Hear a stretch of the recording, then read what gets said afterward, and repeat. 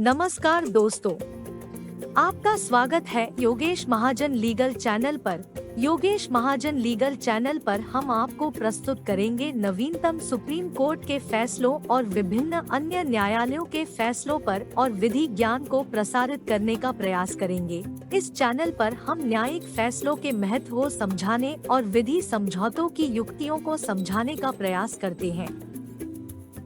हमारा मकसद है कानून और न्याय के क्षेत्र में ज्ञान को आपके पास पहुंचाना, तो कृपया हमारे चैनल को सब्सक्राइब करें, घंटी आइकन दबाएं, वीडियो को लाइक और शेयर करें। सुप्रीम कोर्ट ने 30 अक्टूबर 2023 को एक जजमेंट है वो प्रोनाउंस की है, जो कि क्रिमिनल अपील नंबर 1587/2008, जिसमें appellate versus state of Rajasthan others का केस है, और विद क्रिमिनल अपील नंबर 1588/2008 है। तो यहाँ पर जो एक रिपोर्टेबल जजमेंट है, ये यहाँ पर जो अपीलेंट है वो एक कंप्लेनेंट है।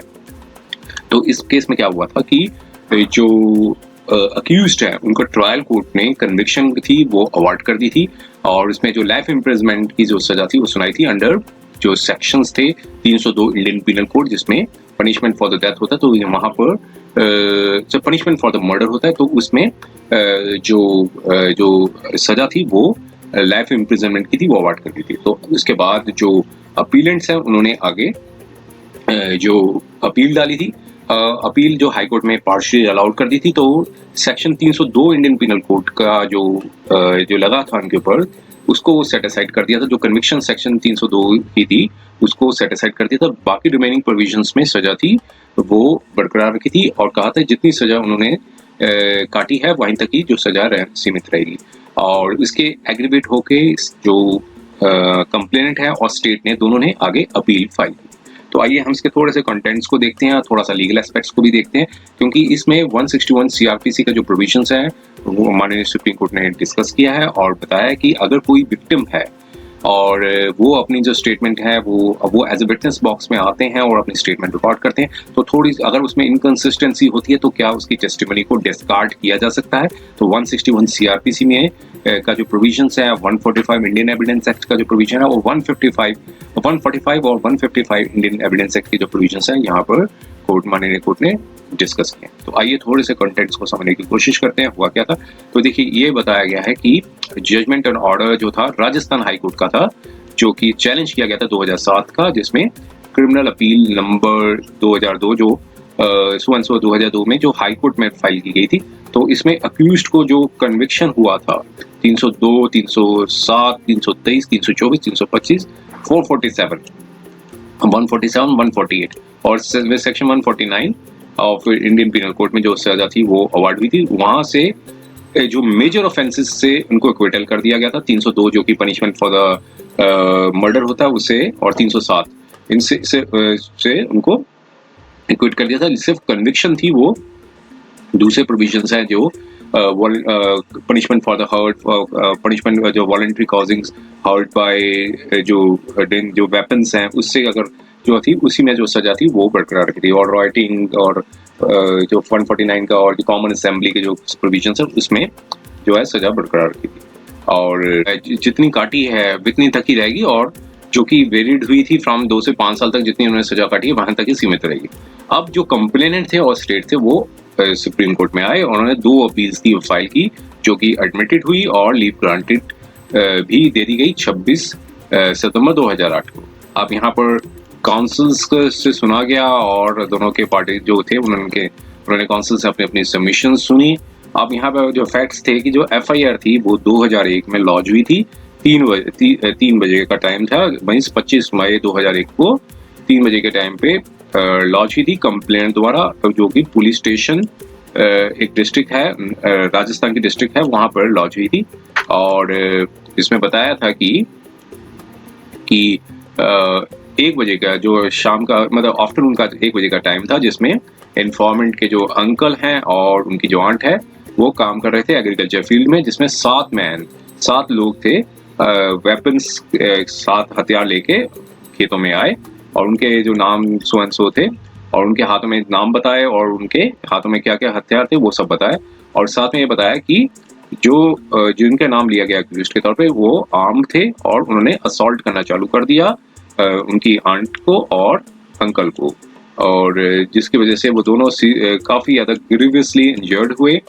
और जो पहले जो साथ में बताया, जो पहले एक्यूज्ड का नाम बताया जिन्होंने असॉल्ट किया था, एक कुल्हाड़ी से उनके ऊपर जो है पहले वार किया था, फिर बाकी सब लोगों ने ज्वाइन किया था। पहले एक्यूज्ड का नाम बताया, उन्होंने जो कुल्हाड़ी से अटैक किया था उनके जो अंकल को, और साथ में बाकी लोगों ने ज्वाइन किया अटैक को, और जो उनकी आंट थी उनको भी असेलिएंट्स जो थे उन्होंने अटैक किया। और फिर ये सारे इंसिडेंट जो हुआ था उसको जो लोगों के नाम है विटनेस है उन्होंने विटनेस किया था।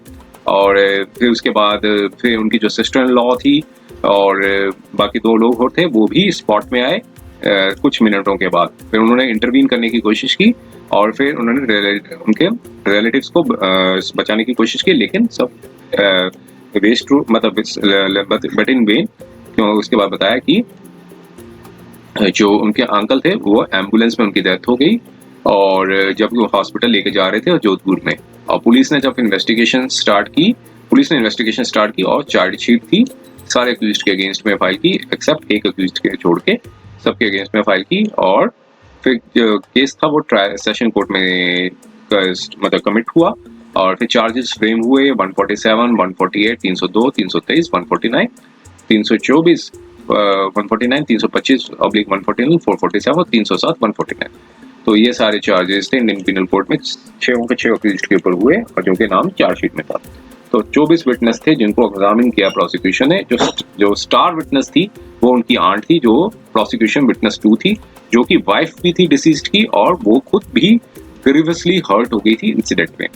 और इसके अलावा कई अदर आई विटनेसेस भी थे, PW3, PW6, PW7, जिनके नाम मतलब जो बताए गए हैं। और उनमें फिर क्लोथ्स और वेपन्स भी रिकवर किए गए, जो कि अक्यूज ने अपनी जो डिस्क्लोजर बताया था वो सब चीजें भी रिकवर हुई। अब स्टेटमेंट जब ली गई 313 में, सबने डिनाई किए चार्जेस को और एविडेंस जो था उनके अगेंस्ट में। और फिर उसके बाद डिफेंस विटनेस भी उन्होंने अपने प्रस्तुत किए, DW1, DW2, DW3 और एक डॉक्टर हैं DW4 और DW5। तो 5 अपने डिफेंस विटनेसेस प्रोड्यूस किए, जिसमें से एक डॉक्टर भी थे। और प्रोसिक्यूशन विटनेसेस ने जो प्रोसिक्यूशन द्वारा एग्जामिन किया गया, तो जिसमें प्रोसिक्यूशन विटनेस 2 जो कि आंट थी वो इम्पोर्टेंट विटनेस थी, क्योंकि वो वाइफ भी थी डिसीज्ड की, और जब उस समय वो काम भी कर रही थी खेतों में और अपने हस्बैंड के साथ, तो उन्होंने विटनेस भी किया था कि जब साथ में उनको ग्रीवियस इंजरीज भी हुई थी, और एक फैटल इंजरी भी हुई थी सिर पे। लेकिन इसलिए उनकी जो टेस्टिमनी थी बहुत, क्योंकि एक पर्टिकुलर विटनेस थी और मोस्ट क्रेडिबल एविडेंस थी, जो कि प्रोसिक्यूशन ने ट्रायल कोर्ट के समक्ष प्रोड्यूस की। और फिर इसके बाद एग्जामिनेशन भी हुआ चीफ के बाद, क्रॉस एग्जामिनेशन भी हुआ उनका ट्रायल कोर्ट में 27/11/2001 को। और काफी लंबा उनका क्रॉस एग्जामिनेशन हुआ डिफेंस द्वारा, लेकिन कुछ भी निकल के नहीं आया, क्योंकि क्रॉस एग्जामिनेशन में कुछ भी निकल के नहीं, सिर्फ कुछ माइनर डिस्क्रिपेंसीज थी वो ही निकल के आई। और फिर इसके बाद इस डिस्क्रिपेंसीज को आपने कोर्ट ने कहा कि माननीय सुप्रीम कोर्ट है कि हम उसे एग्जामिन करेंगे थोड़ी मतलब आगे की जजमेंट पे, लेकिन इससे डिस्क्रेडिट नहीं किया जा सकता विटनेस को, क्योंकि हाई कोर्ट ने ऐसा ही ओपिनियन दिया था कि इस विटनेस को डिस्क्रेडिट कर दिया था मींस। और लेकिन यहाँ पर कोर्ट ने कहा कि उसको डिस्क्रेडिट नहीं किया जा सकता।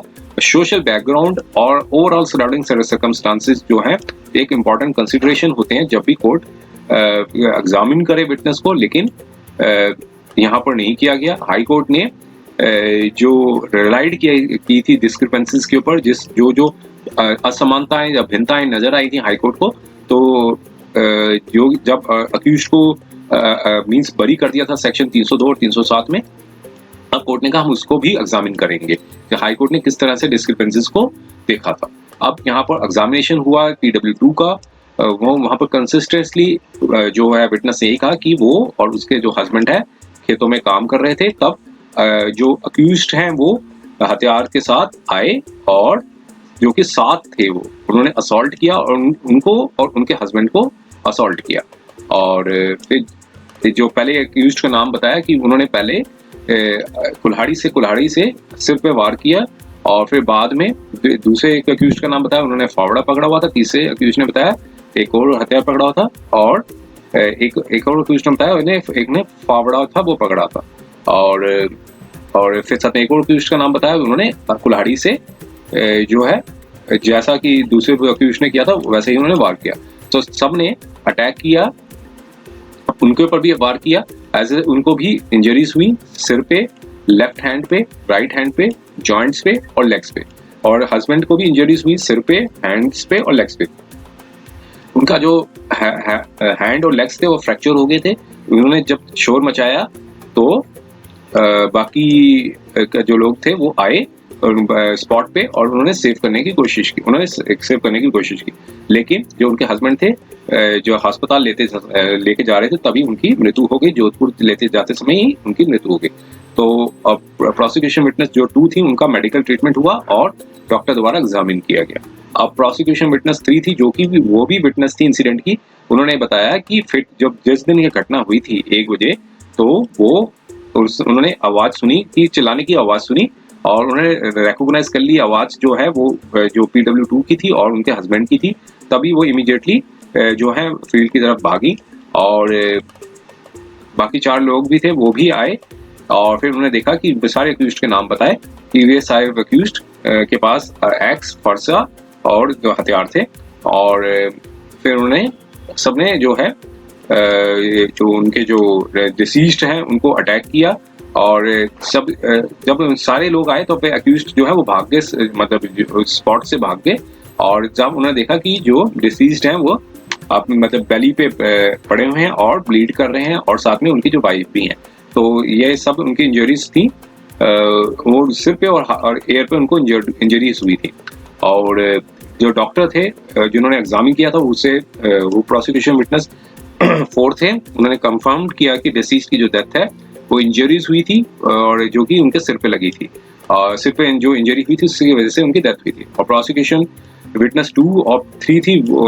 3 जो है 3 के अलावा भी कई आई विटनेसेस थे जो कि PW6 और PW7 थे, वो भी स्पॉट पे आए थे और उन्होंने देखा कि जो PW2 हैं उन्होंने जो शोर मचाया था। फिर साइड प्लान जो बताया गया कि उसमें बताया गया कि जो छप्पर था इन विटनेसेस का वो पास में ही था, तो इसलिए विटनेसेस जो हैं जो फैक्ट दैट कि जो विटनेसेस थे वो नेबरहुड में थे, इसलिए ट्रायल कोर्ट ने सही पाया उनको और इनकी प्रेजेंस भी नेचुरल थी। ऐसे ट्रायल कोर्ट ने ये कहा पाया एकदम ठीक है। और PW6 और 7 ने भी सिमिलर डिपोजिशंस दिए और क्योंकि वो नेबरहुड में थे at the time of incident, तो लेकिन यहाँ पर कोर्ट ने बताया कि डाउटफुल था कि इन्होंने सारे सीक्वेंस ऑफ इवेंट्स क्या उन्होंने आंखों देखी मतलब विटनेस किया था उन सारे सीक्वेंस ऑफ इवेंट्स पर, लेकिन उन्होंने सबने यही कहा कि असिलेंट्स जो थे वो भाग रहे थे। जब घटना हुई थी तब वो वहां से भाग रहे थे, प्लेस ऑफ अकरेंस से मतलब जहां वारदात हुई थी वहां से भाग रहे थे। तो ये सारे इंपॉर्टेंट विटनेसेस थे। तो लेकिन हाई कोर्ट ने इनकी डिपोजिशन पे कोई कुछ नहीं कहा। और पोस्टमार्टम का डिस्क्रिप्शन बताया क्या क्या इंजरीज हुई थी और फिर साथ में जो डेथ थी जो डिसीज्ड की वो बताया गया कि हेड इंजरी से हुई और ब्रेन हेमरेज से इनकी डेथ हुई है।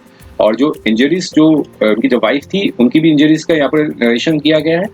और ट्रायल कोर्ट ने कन्विक्ट कर दिया सारे अक्यूज्ड को 302, 323, 324, 325, 147, 148, 447 read with section 149 of Indian penal code. और सेंटेंस थी रिगरस इम्प्रिजनमेंट की लगे जो लाइफ इम्प्रिजनमेंट की सजा सुना दी। और बाद में जो है 307 में जो पहले 3 अक्यूज्ड का नाम बताया गया वो उनको 307 में भी उनको कन्विक्शन कर दी। अपील जो फाइल की गई हाई कोर्ट में जो कि पार्शियली अलाउ कर दी वो जो ऐसा बताया गया है। अब स्टेटमेंट जो दी गई थी PW2 द्वारा पुलिस में जो 161 CRPC में रिकॉर्ड करती है पुलिस स्टेटमेंट इन्वेस्टिगेशन के दौरान, तो वो भी डिफेंस ने रिलाई किया और कॉन्ट्राडिक्ट किया विटनेसेस को जो उन्होंने एग्जामिनेशन चीफ में बताया था। मींस जो पुलिस ने जो स्टेटमेंट 161 CRPC में रिकॉर्ड की थी, जब एग्जामिनेशन चीफ में जब उसका जो एविडेंस हुआ तो जो डिफेंस ने उनको कॉन्ट्राडिक्ट किया। तो कहा कि जो विटनेस ने पहले जो स्टेटमेंट दी थी पुलिस में उन्होंने ये कहा था कि जो अक्यूज्ड हैं वो पास के साथ में जो जुड़ा हुआ खेत था वहां काम कर रहे थे। थोड़ी सी लड़ाई हुई थी और सम अल्टरेशन हुआ था उनके डिसीज्ड के साथ बाउंड्री के ऊपर, तो जिसकी बेसिस पे हीटेड आर्गुमेंट्स हुए थे और दोनों के बीच में हीटेड आर्गुमेंट्स हुए थे और उसके बाद शोर मचाया गया जिसकी वजह से उनके जो सन्स और रिलेटिव्स थे स्पॉट पे आए और सबके हाथ में वेपन्स थे और ये सही है कि जो अक्यूज्ड हैं वो खेत में काम कर रहे थे, लेकिन जो अल्टरेशन हुआ था, मीन्स लड़ाई हुई थी, वो एग्जामिनेशन चीफ में नहीं बताया गया है। तो ऐसा जो है कोर्ट ने जो बताया, ऑब्जर्वेशन हाई कोर्ट ने ये पाया कि ये डिस्क्रिपेंसी है स्टेटमेंट में PW2 की। जब स्टेटमेंट 161 CRPC में रिकॉर्ड की गई थी तब ऐसा ये बात नहीं बताई गई थी। तो यहाँ पर कोर्ट ने पाया कि ये जो डिस्क्रिपेंसीज जो है वो काफी पर्याप्त है, जिससे विटनेस को डिस्क्रेडिट किया जा सकता है।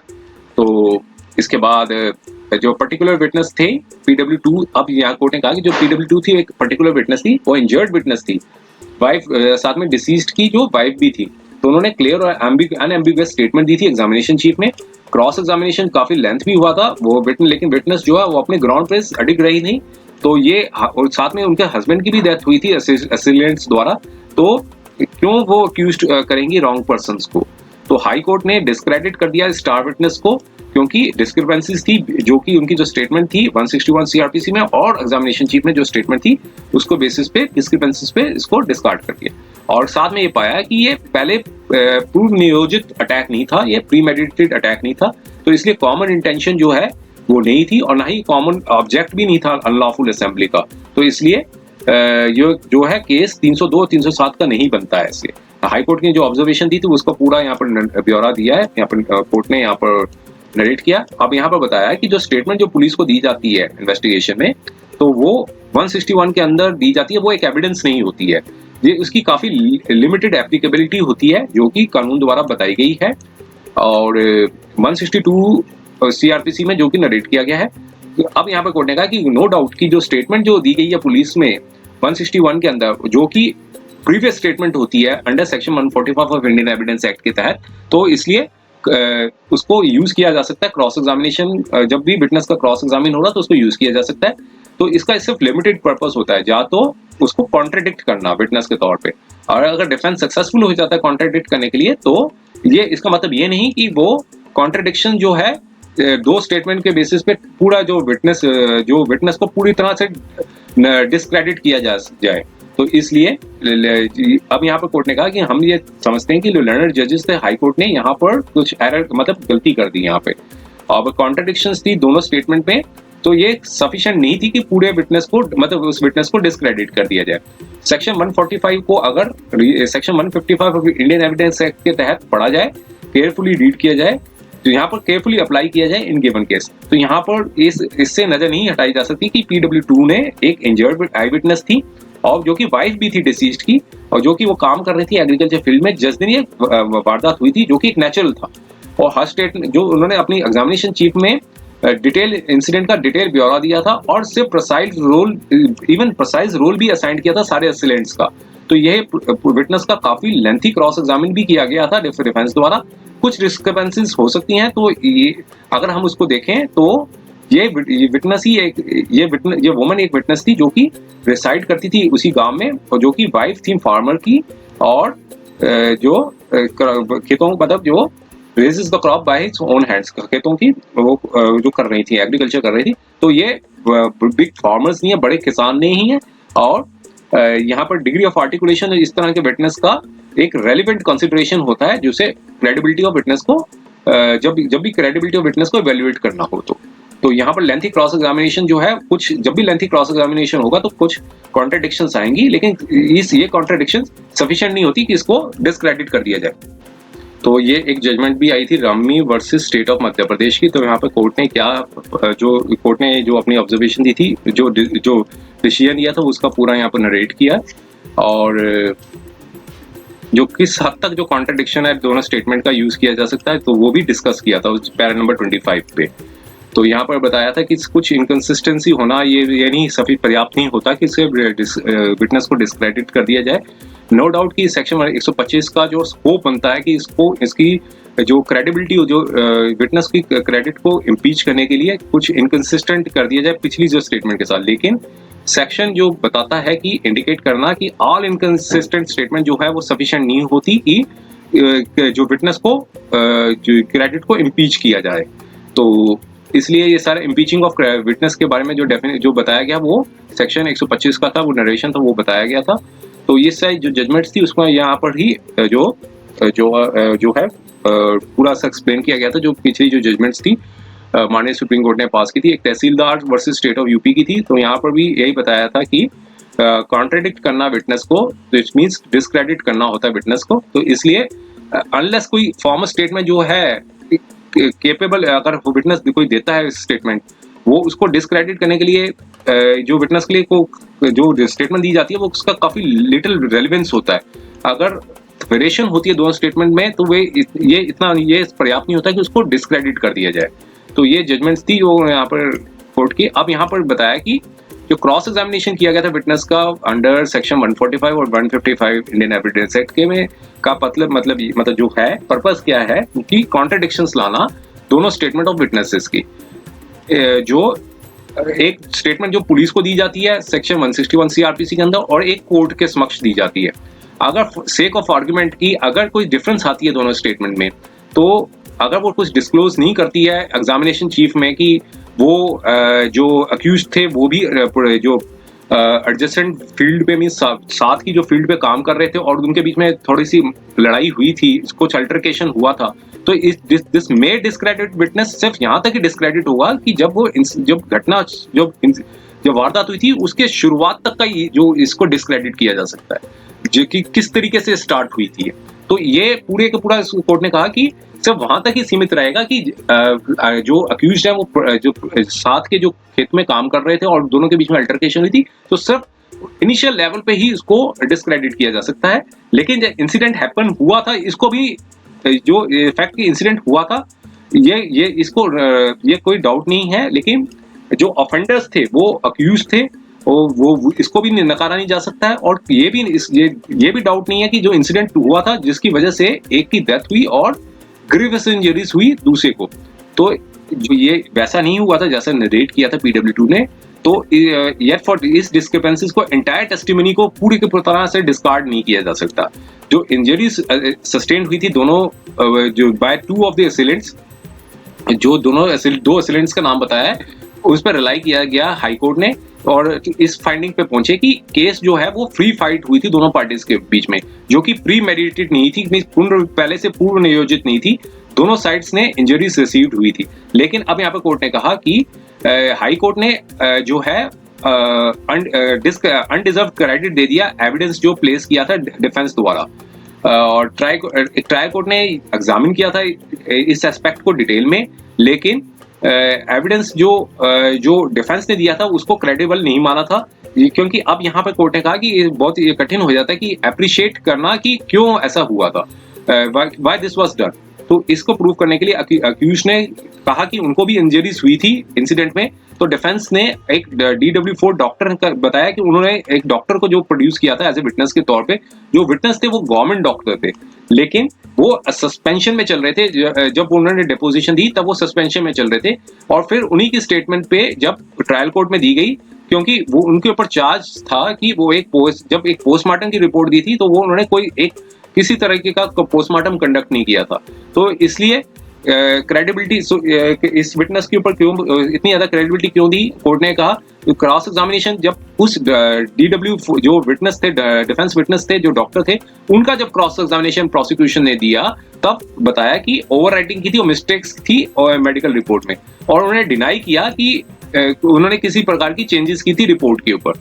अब ट्रायल कोर्ट ने पाया कि जो मेडिकल रिपोर्ट थी इस विटनेस की DW4 की वो सस्पिशियस है, और जो रीजंस बताए थे क्यों, और कोई एक्सप्लेनेशन नहीं दिया कि क्यों दोनों अक्यूज ने किस तरीके से इंजरीज हुई हैं। तो प्रूफ ऑफ इंजरीज जो सफर की थी पहले अक्यूज नंबर 1 ने, उन्हें कोर्ट ने बताया कि ये इंजरीज थी, ये इंजरीज जो है अरेस्ट मेमो में मेंशन थी, और यहाँ पर सिर्फ ये बताया गया था कि अब्रेशन हुआ है हैंड पे, और ट्रायल कोर्ट ने राइटली हेल्ड, मतलब ठीक पाया कि ये हो सकता है कि जब फोर्स यूज किया हुआ सिलेंडर के ऊपर, जो फोर्स किया था इस सिलेंडर ने, उसकी वजह से जो एब्रेशन आ गया जब उन्होंने डिसीज्ड के ऊपर अटैक किया था। तो अब यहाँ पर कोर्ट ने, जो ट्रायल कोर्ट ने पाया था कि साथ में माननीय कोर्ट ने कहा कि जो इंजरीज हैं वो सिंपल इन नेचर में थी, तो एब्रेशन थी वो सिंपल नेचर में जो थी वो इंजरीज थी। हाई कोर्ट ने एग्जामिन किया था इस एस्पेक्ट को, और फिर लेकिन टोटली डिफरेंट पर्सपेक्टिव पे उसको एग्जामिन किया। और ये मैग्नीफाइड कर दिया सिंपल और डाउटफुल और अनएक्सप्लेनेबल इंजरीज को काफी ज्यादा मैग्नीफाइड कर दिया। और जो ब्रूचुअल्स और मर्डरस अटैक हुआ था PW2 का और डिसीज्ड के ऊपर, जो काफी इंपॉर्टेंटली एक्सप्रेस किया था, जिससे काफी ज्यादा डाउट होता है इंजर्ड विटनेस टेस्टिमनी ऑफ, और फिर साथ में अपना एक डाउट भी बताया हाई कोर्ट ने कि जो इंजर्ड विटनेस की जो टेस्टिमनी है वो डाउटफुल है।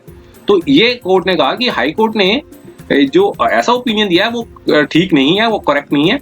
हाई कोर्ट ने यहाँ पर गलती की है कि उन्होंने अप्रिशिएट किया केस को, बहुत जो इस केस को जो रॉन्गफुली अप्रिशिएट किया है फैक्ट्स के मुताबिक और लॉ के मुताबिक, दोनों में रॉन्गफुली अप्रिशिएट किया है। और जो स्टेटमेंट ऑफ आई विटनेस की जो स्टेटमेंट थी वो एक इंपॉर्टेंट पीस ऑफ एविडेंस है, उसको इजिली डिस्कार्ड नहीं किया जा सकता कोर्ट द्वारा।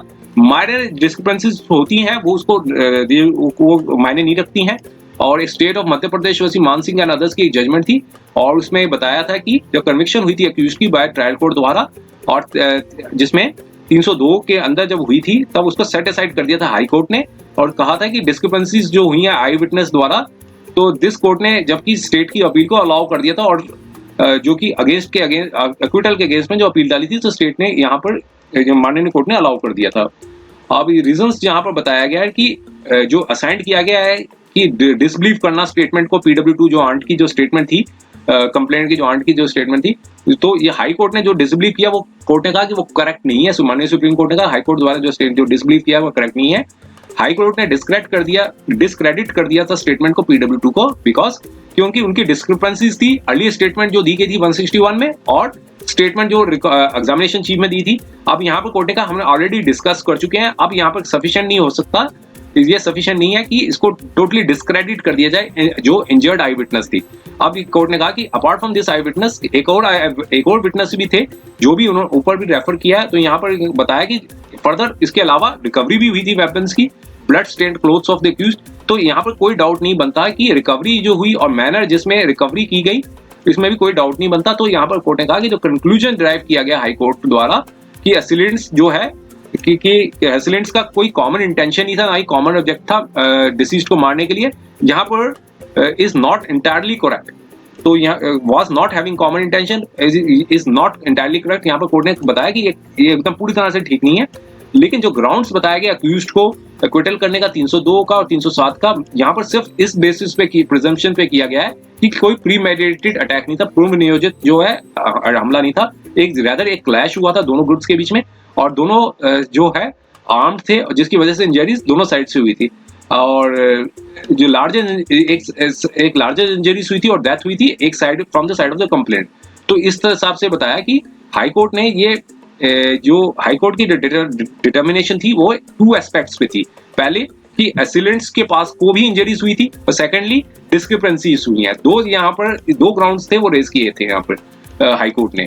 तो यहाँ पर बताया कि जो इंजरीज हुई थी सम ऑफ अक्यूज्ड को वो प्रूव नहीं की जा सकी थी ट्रायल कोर्ट में, और DW4 ने जो विटनेस थे वो बेशक खड़े हुए थे डिफेंस की साइड से, लेकिन वो थॉरली डिस्क्रेडिट किया था और राइटली जो कि ट्रायल कोर्ट ने किया था। अब यहाँ पर कहा कि we have discussed in preceding paragraph, पहले से हम इसको डिस्कस कर चुके हैं।